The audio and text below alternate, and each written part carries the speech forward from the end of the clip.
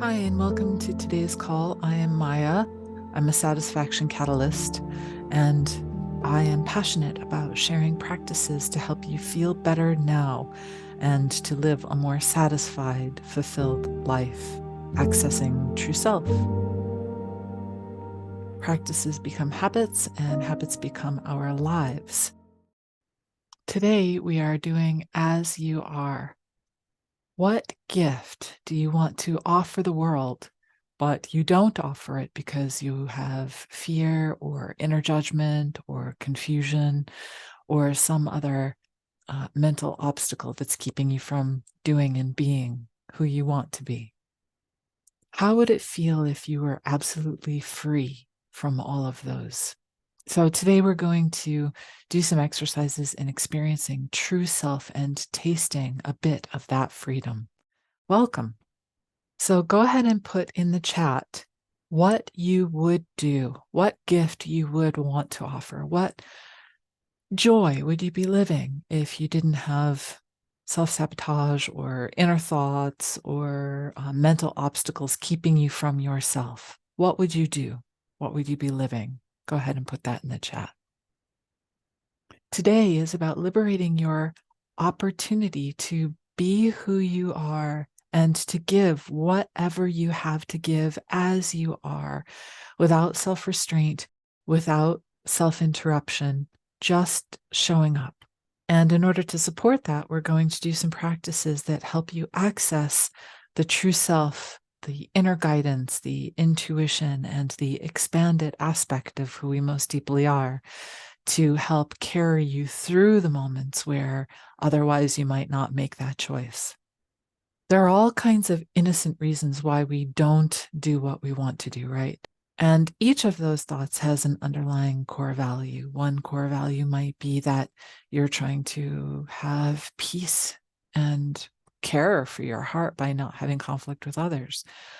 Or another core value is you might want to feel good about yourself and have joy and pride in your work. And those core values sometimes show up as negative voices or criticism or anger or feelings of discouragement or doubt. But notice that when we look at the core values, it softens the way we feel about it. It softens the resistance. So if we're worried, oh, I'm afraid somebody is going to be a troll, then that can feel really tense and produce anxiety. But if we look at the core value, I really want to celebrate with other people. I want to contribute in a way that takes care of me also.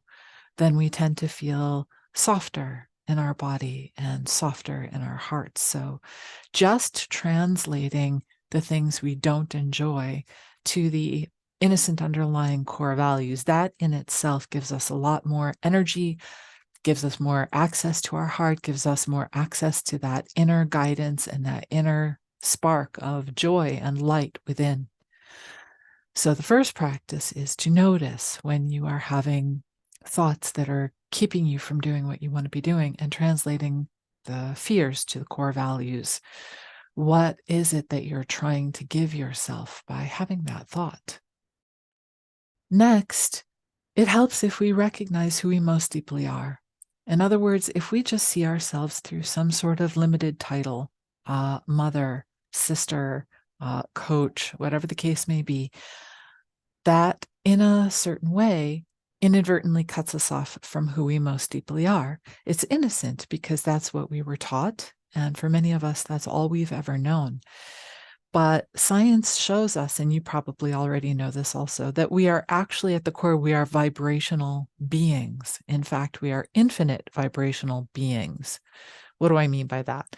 So if you look at an atom is actually made up of mostly space. There isn't actually anything solid. All you have is a vibrational dynamic, like a vortex or a whirlpool that is swimming around or spinning around another vortex or whirlpool of energy that's swirling around.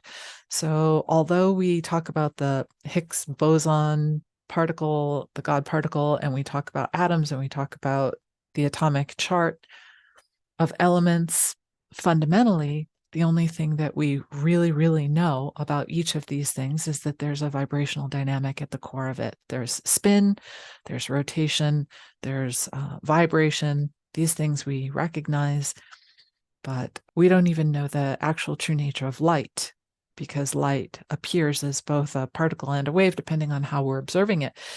And there was a recent advance in particle physics where they were tracking the location of an electron and determining that the only thing that we know is that the electron exists probably in an enormous cloud area until we actually attempt to observe it. And then the act of observing it, the vibrational input of attempting to observe it, puts it in one specific location. And we know that our thoughts are vibrations, alpha waves, theta waves, delta waves, gamma waves, right? So everything is vibrational dynamics contributing to other vibrational dynamics and impacting other vibrational dynamics. The music of the universe, what we are, is made up of the symphony of vibrations that come together into whirlpools that cohere into what we perceive as density. Another example of how physics demonstrates that we are vibrational beings is if you have ever heard of the Heart Math Institute, we have been able to document the ability to track the vibrational field of the heart as far as 6 or 8 feet away for the average person. And for practitioners who have cultivated expanding their subtle body and becoming more aware of these vibrational dynamics, that range is even wider, and certainly beyond the limits of current science. Those fields could be measured at much greater distances with finer instruments. So we are vibrational beings, and recognizing that we're a vibrational being kind of lifts the mind out of the limitations of the doubts and the moment of three-dimensional reality that we're in. It literally transports our mind to a different vibrational dimension. It transports us across dimensions into a new dimension of thinking. So if you're thinking that you're just a physical being in your chair, that's not as powerful as realizing or sensing or feeling an enormous infinite ocean where we are vibrationally interconnected with all that is.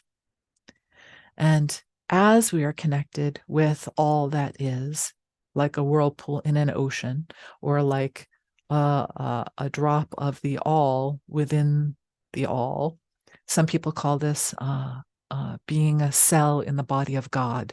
And as we realize this, as we sense this, then there's a kind of softening in the body that happens. It softens the breath. It softens our perspective. When we are interconnected in our awareness, when we're interconnected with the all, we realize that energy doesn't ever die. It just changes form. And that kind of sense of immortality taps us into all of the omnis. And by the omnis, I mean when we describe deity, or when we describe God, or when we describe source energy, we're talking about a dynamic that is omnipresent, that is everywhere, and all things are made up of it. And when we talk about deity and God and source, we talk about it being omniscient. In other words, it is capable of accessing all information. It is all information. It is the all.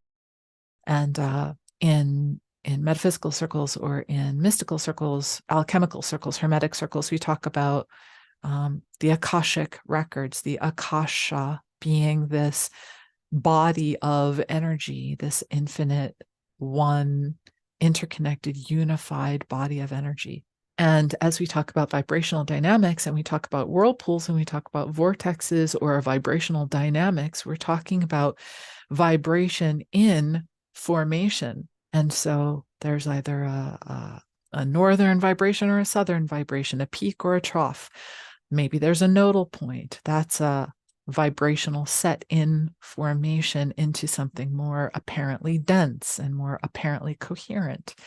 So this Akash, this energy body of the all, is in formation. And as we are one with that all, kind of like a radio tuner, we can attune our attention to a particular location or a particular time or a particular feeling or a particular dimension or a parallel reality within that energy in formation. And this is what I mean by the omniscient, knowing all knowing, is that we actually have access to much, much more information than we are taught in the mainstream. One of the stories I like to tell that gives evidence to this is if you've ever heard of the Gateway Experience. The Gateway Experience is a course that you can pay for and take that helps teach you how to access these states. It's pretty interesting. This was originally funded by the CIA, who conducted the program for, I think it was 18 years or something incredible. They were funding it because it was working. And part of what they were doing with this, accessing the omni-seeing, the all-knowing aspect of the Akash field, part of what they were doing was remote viewing. They were getting actual intelligence, locating actual objects, people, and information that they could not have known about otherwise, just by tuning the radio into the frequency, into the location, time, information that they wanted to tune into, which is very, very fascinating to realize that we are actually capable of much, much more than mainstream education gives us credit for. So that's interesting to check out. So we talked about omnipresence and we talked about omniscience. The third, omni, is omnipotence, that you're capable of all things. And we are capable of all things. There's a movement that's very popular right now based on the work of Abraham Hicks, Esther Hicks, called the Law of Deliberate Creation, or the Science of Deliberate Creation. Or if you've ever heard of the book by Napoleon Hill, there's a quote, "Thoughts are things." And more we are realizing in psychology, for example, that what we focus on becomes the reality that we perceive because of a phenomena called confirmation bias.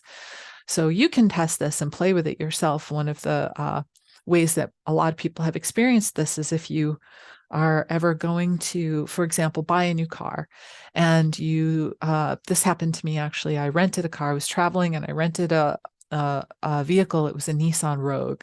And suddenly, after experiencing that attention to the Nissan Rogue, I started seeing Nissan Rogues everywhere. And I had never seen a Nissan Rogue. I mean, certainly they were on the road, but I had not tuned into that. But because that was now part of my experience, I now tuned into that, and that now became a very vivid, frequent part of what I would see every time I was driving, every time I was traveling, every time I was on the road. And this is an example of confirmation bias. So the same is true of all our beliefs. The same is true of all our thoughts, that what we focus on becomes our experience. We are just like in the electron experiment, where some electron was only pinpointed once we assumed the location. Once we observed it, it became true. That's also true of our thoughts and our beliefs. So be careful of what thoughts you entertain. You may want to look at the thoughts that you allow yourself to receive, the news, the influences, the Instagram posts, the Twitter, the Facebook posts, all of the statements of belief or thought, that actually cultivates a reality. Whereas if you allow yourself to spend even as little as 17 seconds with a vivid felt sense experience of a different thought, then your reality will shapeshift itself. This is very similar to the movie The Matrix, where there was a certain kind of programming that was said to have happened, and people's experience was a result of the programming. And we are being programmed every day. Every word that you hear, the words that you're hearing right now, all of these are vibrational dynamics that play on the electromagnetic impulses in our brains that either form or reactivate neurons within our physical tissue. And that activation either supports or allows to atrophy the patterns, the habits, and the emotions, because our thoughts trigger and stimulate emotions, biochemistry, and biochemistry relates to our emotions. All of that affects the body very, very profoundly. Likewise, what we are not cultivating, if we are not triggering those neurons, it atrophies. Whatever vibration, whatever thoughts, whatever mood, whatever vibe we are choosing into moment to moment, those things either strengthen or weaken. They either become more powerful or they atrophy the more we repeat them. So part of what I'm going to invite is to start looking at, how is it true? How do you recognize in your own life, oh, I am a vibrational being. Oh, I recognize that thoughts are waves, just like they say in science, gamma, alpha, theta, delta. And if you haven't had the experience of shifting your brain frequency, you can do that there are plenty of free apps you can get, or things you can listen to on the internet or on YouTube, that are binaural beat, binaural, binaural, 2 ears. And these are beats, again, vibrations, right? Beats that they put different beats in each ear, and it crosses the corpus callosum in the brain in a way that synchronizes and creates a new vibrational dynamic in the brain. And when you have a new dynamic in the brain, you have a new felt sense, you have a new state. So some of these binaural beat programs are for relaxation, some are for deep meditation, some are for lucid dreaming, some are for out-of-body experiences, some are for concentration, some are for very active focus or studying. Definitely, if you haven't tried that, you may want to try a binaural beat program. But getting back to vibrational omniscience, omnipresence, and omnipotence. So just like the Matrix, whatever we program into the minds, whatever we repeat, whatever vibe we choose over and over and over and over again, those vibrations become patterns in our physicality, and that physicality becomes habits in our actions. And the habits in our actions become our day-to-day lives, and those day-to-day lives, day after day after day, become who we are and how we perceive ourselves and how we perceive our world. So being very choiceful about the vibrational dynamics and recognizing that we're interconnected with the all, and accessing the program that we want. In the movie The Matrix, they say, download program X for me and plug that in. And we actually have the capacity to do that. We can do that together. So we can do that with what we're going to do today. And that looks like just focusing on the vision, the perfect vision of, if you were already engaging that place that you want to be engaging in, what would that look like? What would it feel like? And by focusing on the felt sense of this place, you activate hardwiring in the brain that changes your biochemistry, changes your mood, changes the neuron patterns, changes your physicality, changes what your subconscious tells you moment to moment. And you can actually create a new version of yourself by downloading, deliberately accessing, deliberately choosing, deliberately creating a program within your biocomputer of brain to create the being that you want to be, to create the habit that you want to, or the experience or the satisfaction that you want to. All of these things are infinitely accessible to us. So first, it helps if you have physical body support. If you have not eaten, slept, if you have nutritional deficiencies, if you have hormone imbalances, all of these things will contribute to fluctuations that will make it not impossible, but difficult, more difficult to access the state that you may want to be accessing, right? So sometimes what you really need is not to try to fulfill the vision of what you want yourself to be doing or the gift you want to be giving. Sometimes what you need is a walk or some self-care or some really nurturing food or a cookie or some self-forgiveness about eating a cookie. There's a lot to be said for the pressure that we put on ourselves that creates additional stress because we are judging ourselves or criticizing ourselves for the choices that we make, whether that's in our food or what we do with our bodies or what we put into our bodies. And so imagine giving yourself, for one day, absolute carte blanche forgiveness about what you do with your body. If you want to meditate, meditate. If you don't, don't. If you want to eat healthy, eat healthy. If you don't, don't. If you want to exercise, exercise. If you don't, don't. How does it feel just to imagine the sweetness of giving yourself the body support of absolute pure self-acceptance, pure self-support, pure self-love, unconditional, not dependent on a condition of what you're doing or not doing, but unconditionally giving yourself the support. You're okay. Everything's fine. Life is short. One day is not going to hurt anything. 7 days is not going to hurt anything. Ultimately, giving yourself that forgiveness will produce, you can even feel it now, a much softer sense in your body, a much more supportive, energized sense in your body than if you are criticizing or beating yourself up or being too strict with yourself. So one of the things that we can do right now to give yourself some body support toward this state of doing or being whoever you want to, whatever you want to do or be, they're called mudras. And I love mudras. Mudras are hand positions.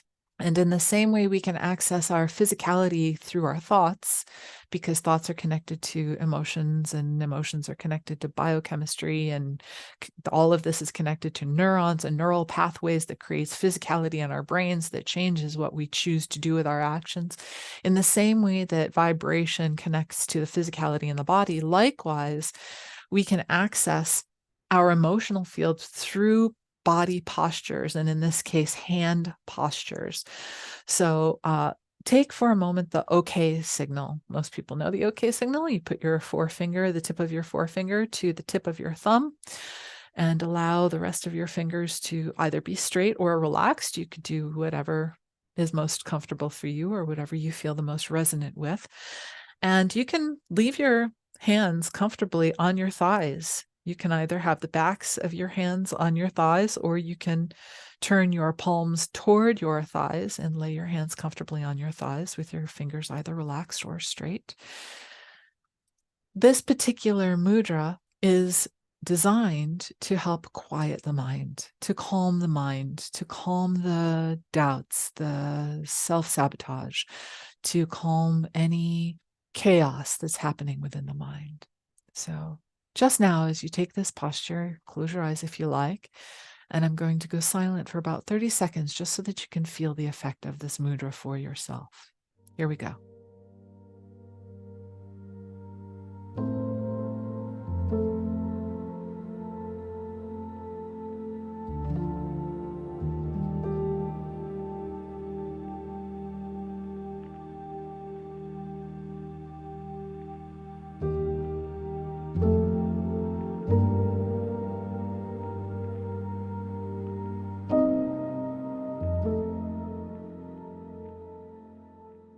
Well, go ahead and put in the chat, how do you feel different now from the way you felt just a few minutes ago? Quieter mind, calmer, more relaxed. Excellent. So even something as simple as a hand mudra, like this particular mudra, can change your relationship to the moment. And if you're having doubt, if you're having hesitation, even something as simple in the body as a meal and then a simple mudra can then help give you enough energy to get you over the hump and get you into the next step, the next baby step of whatever it is you want to accomplish or achieve. There are many ways that we can relax. You can Google body scan. There's a simple way of just looking over the body and relaxing each part of the body as deeply as you possibly can, moment to moment to moment. So beginning at your forehead, softening the muscles in your face, softening your breath, softening your pelvis, softening your thighs, your knees, your calves, your feet. And even this simple practice of a body scan, especially if you're doing it with deep breath, just breathing in and out slowly and fully, this again can give you enough additional energy to get you through the next baby step. Another body support practice that you can use is to raise your eyes upward. You may have seen ancient paintings of Mary Magdalene or Mother Mary, or praying saints with their eyes up to the sky. And certainly, if you're spiritual or if you're religious, this may have some resonance for you naturally, the meaning of this. But even in our physicality, there's a thing called the vagus nerve. And the more we stimulate the vagus nerve, the more we activate the parasympathetic nervous system, which is the relaxation response. The parasympathetic nervous system is the relaxation system. So one of the ways that you can do that is to just look up. Another way that you can stimulate the parasympathetic nervous system, if you are standing, is to stand with your legs wider than shoulders width, comfortably, but wider than shoulders width, and put your fists on your waistline. So you're kind of making the shape of a star. And you can do this with or without the eyes raised. Either way works. This is another posture, another physical body gesture that helps tap into biochemical, physical, electromagnetic, neural pathway dynamics that help relieve and release tensions and allow us to drop into more of the super body, the omni body that I mentioned earlier, that has access to greater insight, greater wisdom, greater resources than just the local physical body alone. So those are body support exercises that you can try. Ultimately, what I want to invite you into is a practice of recognizing the true self, that just like many ways that many of us have experienced, reality is different than what we were taught in school. Reality is different than what our government teaches us. Reality is different than it looks on TV. One of the biggest realities that has not been perpetuated in modern times is the reality that all is interconnected and all is love. Now, you can recognize the truth of all being love if you understood what I was saying earlier about core values, that all thoughts, all actions are rooted fundamentally in innocent yearnings that are at their core faces of love. So we were talking earlier about wanting harmony with others. That's a kind of love. Or if you are wanting to contribute to your own well-being or self-care, that's a form of love. And we could do this for hours and hours and hours. Just give any situation, any circumstance, any act, and we can reveal very quickly how that is at its heart a face of love. And most people are unconscious of this. And so even people with very closed hearts, cynical hearts, or jaded, rigid, closed off, antagonistic, even hate is at its source love. It may be love that has grief that needs care and release. It may be love that has not been heard the way it needed to be heard and has gotten frustrated over time. But fundamentally, all of these things are at their heart love. And grief and anger hope to be powerful, but what we know is that that's alienating and divisive, and that grief and anger aren't actually criticism, sarcasm. These things are not ridicule. These things are not actually as powerful as we hope that they would be. They make us feel more powerful for a moment because they vent and they give energy to that anger, and that hostility gets a voice, and we feel better when we finally got hope that we might be heard, or when we have hope that someone might pay attention or give care to that core value, or tap into that underlying love. But fundamentally, those are not, the strength is not in the anger, the hatred, the criticism, the ridicule, the sarcasm. That's not where the strength is. Fundamentally, the strength is in the direct communication of the underlying love, the direct communication of the underlying truth, and the true face of the divine that we are, that is in all core values, that is in all faces of love. So earlier we accessed kind of a softening that happened in the body, a relaxation and energizing that happened in the body as we transformed doubt into the face of love, or skepticism or fear into the face of love. And the same thing happens when we connect inwardly to the expanded infinite aspect, that omni self that is accessible from within. So there are many, many exercises that you can do that help expand the core self. One thing I can invite you to do right now is to just close your eyes and envision that you are, or imagine or feel the texture on your body as if you were a ball. For some of you, that might be small like a baseball. For some of you, it might be big like a beach ball. For some of you, it might be entirely body encompassing ball, like a big bubble uh, that will call your subtle body. And that's by subtle, we just mean that it's not physical. It's at the moment, it's an imagination dynamic. It's a vibrational dynamic that we can access through our thinking. And so as you just breathe, each inhale, imagine that that sphere opens wider.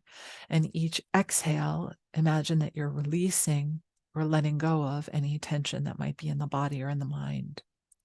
So this sphere expansion practice can go as far as you're willing to let it go. You can expand your subtle awareness ball or bubble to the size of your building or the size of your town or the size of your country or the planet or the universe or Laniakea or beyond. So this is one expansion practice. Another way that you can immediately tap into your expansion is what I call watching the watcher.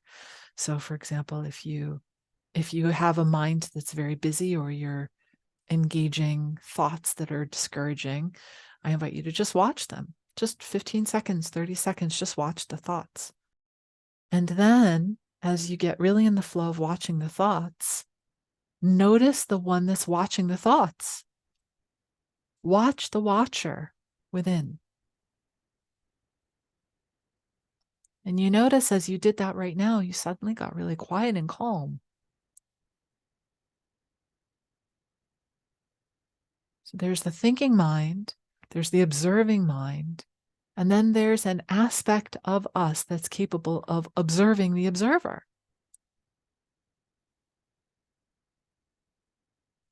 Did you feel that? It got quiet again. So another way that you can access this kind of expanded infinite aspect of what we have access to within ourselves, YouTube, Google, find Mooji, Mooji, and he does a lot of guided meditations on accessing this expanded witness, this expanded aspect, the infinite self, the true self within. Once you've had access to this all, this love, this peaceful, equanimous, quiet, it's incredibly rejuvenating. It's incredibly energizing. It's relieving. It's comforting. It's satisfying because this place is a place of infinite satisfaction. Another way that you can expand into this expanded place is a practice I like to call the satisfaction practice, or walking up the stick with satisfaction. And you can start from wherever you are. Just find whatever thought that you actually can authentically, truthfully feel satisfied about. And maybe that's a very grumbly form of satisfaction, like, well, I'm satisfied I have 2 eyeballs that work. Maybe it's got that kind of tone or mood or vibe to it, that frequency to it. But just whatever the best, most satisfied thought that you can find is, just sit with that for 15, 17 seconds. Go ahead and do that right now.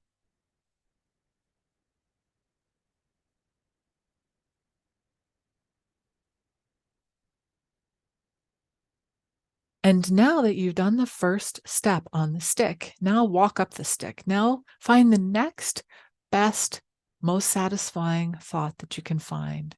What's another thing that you're realizing you're really satisfied about? Authentically satisfied. Don't make it up. Don't force it. Just find something else that you're authentically satisfied about and tune into that for 17 seconds.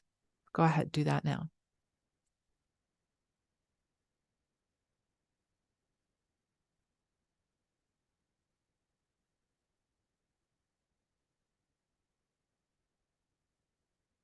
Maybe your next satisfied thought is about a family member or a cat that's sitting on my lap right now. Or the fact that you have your health enough to be sitting on this phone call when a lot of people may not.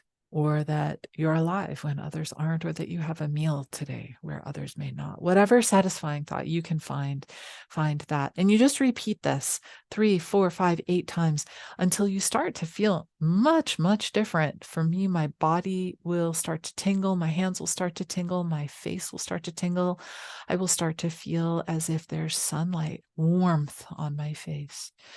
And when you're in that connected space to that expanded state of infinite satisfaction, that field, that frequency, that vibration of that aspect of us, which is divine, then it's easier and easier to step into whatever's next. So you can take that expanded state and do the next step, which is to find the vision of what it is you want to do or be that you haven't been doing or being. Find the ideal vision. If you can find the vision as if it's true right now, that's good. If you can find it as if it's a memory and you've gotten even better than that, that's even better. So the idea here is to feel the vision, is to look at the vision. So the question that I like to start with is, if you were doing or being the thing that you wanted to do or be, what would that feel like? What would that look like? What would it sound like? What do you see? What do you sense? What do you hear? Are people talking? Are you hearing voices? What are they saying in this ideal vision? And for 17 seconds, 3 minutes, 5 minutes, 10 minutes, do as much as you can to amplify the felt sense of this ideal vision more and more and more.